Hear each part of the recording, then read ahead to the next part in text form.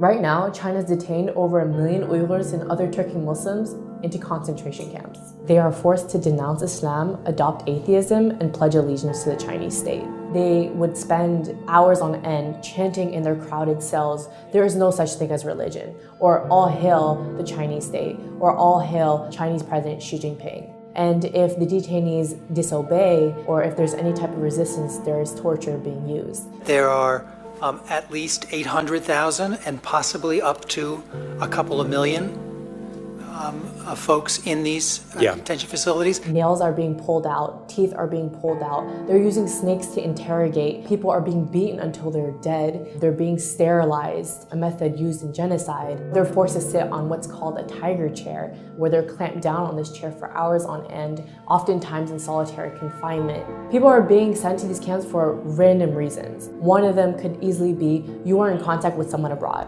You have a family member abroad. You engage in religion. So if you pray, if you mention the word God in your speech, if you fast, any type of indication that you are practicing religion, that is enough for you to be sent to the camps. And thousands of people have actually been transferred from these camps to prisons. One of my relatives in early 2017 got put inside one of these camps. Last November, he came out dead. One of my relatives got sent to a camp because he went to the United States to attend my cousin's wedding in 2014. Last August, he got sentenced to 15 years of prison. Many of my relatives, we don't know if they're alive or dead.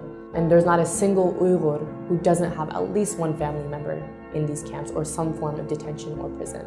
The worst part is when someone dies, their bodies are not taken to their families, but rather their bodies are cremated. And that's another way for China to hide the evidence of bodies coming out of these camps. And it doesn't give us a clear idea of how many people are dying. All of this stuff is happening in secret. The children of these detainees have been sent to state-run orphanages and boarding schools where they are taught to hate their own religion, identity, and are forced to speak Chinese, are subject to abuse and torture. The parents don't know where their kids are. Most towns and villages in East Turkestan are almost empty. Around 70 to 80% of the civilians are all gone. You walk through the street and it's eerily silent because most people are in some form of detention or prison. Schools and factories are now being transformed into these concentration camps. The entire nation of East Turkestan has essentially become a dungeon for its people because China monitors their every action, even in the homes. So there are millions of Han government cadres who are living in Uyghur homes to make sure they're not engaging in religion and to assess their political views. Practicing Islam is completely banned.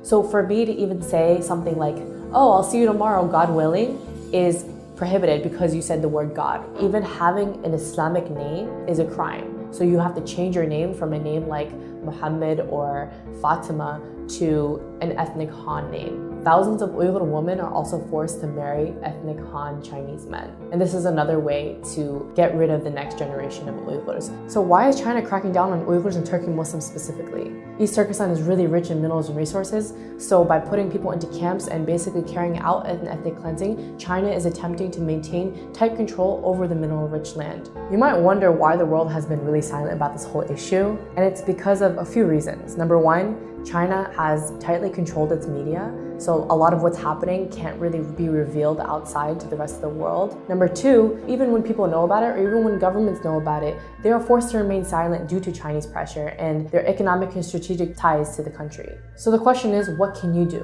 What we need to do is raise awareness, because right now, most of the world has no idea that this is happening. Pressure your government leaders to acknowledge China's occupation of East Turkestan and its systematic campaign to wipe out the Uyghurs and other people of East Turkestan. Support your local Uyghur communities. They're in dire need of international support. Come out to their protests. Organize protests in front of Chinese embassies and bodies that can actually take action to challenge China's ethnic cleansing of the Uyghurs.